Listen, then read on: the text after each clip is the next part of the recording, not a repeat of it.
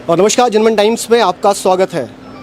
Satna Lok Sabha seat पर चुनाव और उसमें भी तीसरे बहुजन समाज पार्टी से उम्मीदवार बनकर लौटे हैं पूर्व विधायक मैहर से नारायण त्रिपाठी। तमाम चर्चाओं के लिए मौजूद हैं। सर बहुत स्वागत है आपका। धन्यवाद आपको। सवाल ये मेरा पहला कि 20 सालों में 4 राजनीतिक दलों की यात्रा की और अचानक से बहुजन समाज पार्टी की सदस्यता लेते हैं और उसके टिकट पर चुनाव लड़ने वाले हैं। आपके चैनल के माध्यम से सतना लोकसभा के एक एक आदमी को बताना चाहूँगा कि हमने अपने राजनीतिक जीवन में समाजवादी पार्टी से शुरुआत किया। कोई बड़ा दल नहीं था। मैहर के लोगों के आशीर्वाद से मैहर के लोगों ने मुझे विधायक बनाया और तमाम छोटे छोटे लोगों ने मुझे विधायक बनाया था। मैं घरवाद, परिवारवाद, जातिवाद की राजनीति नहीं किया।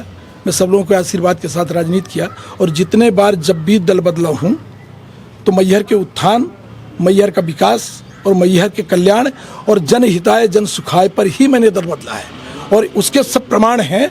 आज भी मैं चुनौती देता हूँ, सब समूचे मैहर के लोग खड़े हैं, मीडिया चैनल को भी चुनौती देता हूँ कि जाके सर्वे करे कि आखिर नारायण त्रिपाठी अपने हित में, अपने घर परिवार के हित में किसी भी दल से राजनीति करके या दल बदल के कमाया क्या, पाया क्या।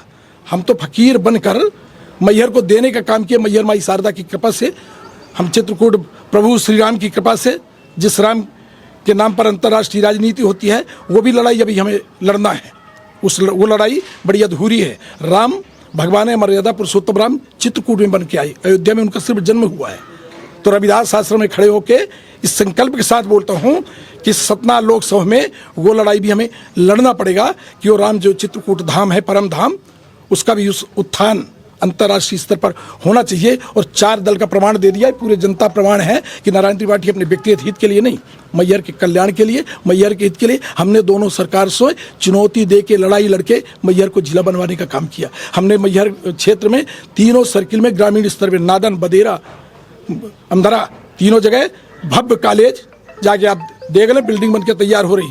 मैहर में जहाँ सड़कें बन नहीं सकती थी, मादा, मनौरा, इन जगहों में झुके ही से सरला नगर, ये सड़कें बनवाने का काम किया। मैहर में सड़क, बिजली, पानी, अस्पताल जाके आप देख लो। मैहर का 5 स्टार अस्पताल दिखेगा आपको, नादन का अस्पताल जाके देख लो।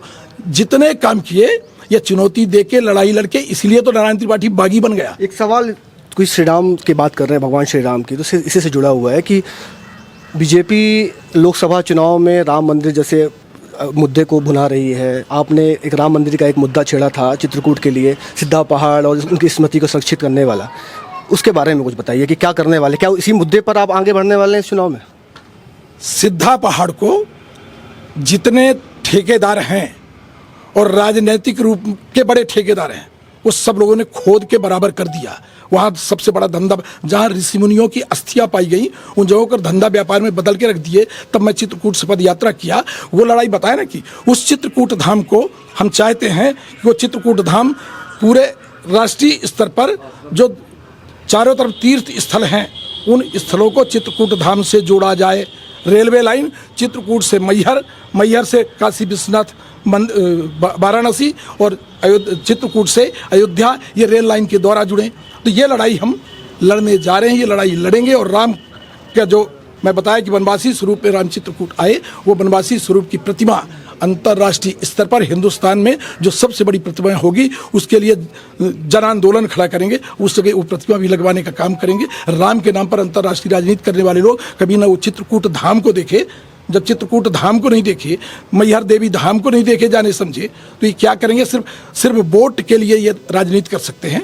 ये आज तक राम के बारे में कोई सोचने का काम नहीं किया। वो चित्रकूट आज भी उपेक्षी जैसे पड़ा है। ठीक है, बहुजन समाज पार्टी की अगर बात करें तो तमाम, क्योंकि आपको इतना राजनीतिक अनुभव रहा, तो असमंजस हमेशा रहता है बहुजन समाजवादी पार्टी को लेकर के कि भाई आई है, कुछ खेल करने आई है, खेल बिगाड़ने आई है, बीजेपी की बी पार्टी है, क्या कहेंगे? ऐसा कुछ है? नारायण त्रिपाठी के बारे में मुझे सबूत देने की जरूरत है। एक एक आदमी जानता है। नारायण त्रिपाठी को दोनों सरकारें नहीं खरीद पाई, न भारतीय जनता पार्टी खरीद पाई, न कांग्रेस पार्टी खरीद पाई। कोई आदमी नहीं खरीद सकता। नारायण त्रिपाठी किसी का प्यादा नहीं बन सकता। नारायण त्रिपाठी किसी के द्वारा संचालित नहीं हो सकता। ये मेरा पूरा परिवार है। मैं हजारों बार बोलता हूँ, न पाँव पढ़ने की संस्कृति से मैं खुश होता, न पाँव पढ़े, न जीवन में कभी पढ़ा। मैं भारतीय जनता पार्टी के जो संस्कार है, भारतीय जनता पार्टी के जो चाल चरित्र, चेहरे की लोग बात करते हैं, मैं बंधुआ मजदूर नहीं हो सकता। मैं अपने मैयर के हित में जब गड़बड़ी होगी, सतना लोकसभा के हित में जब गड़बड़ी होगी, तो चुनौती के साथ बात रखता था। इसीलिए नारायण त्रिपाठी को बागी बनाया गया। ये मेरा परिवार जैसे है। इनको हमेशा जब इनके मोहल्ले में कोई जाया नहीं करता था, तब मैं राजनीति की शुरुआत किया। इनके मोहल्ले में जाके बैठ के मैं बात करके आता था कि मुझे वोट देना या न देना।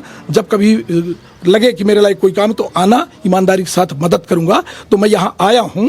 तो जो हमारा बिंद मूवमेंट है, बहन मायावती जी ने उत्तर प्रदेश में 4 राज्य नए बनाने का, छोटे राज्य बनाने का प्रस्ताव पारित करके दी है।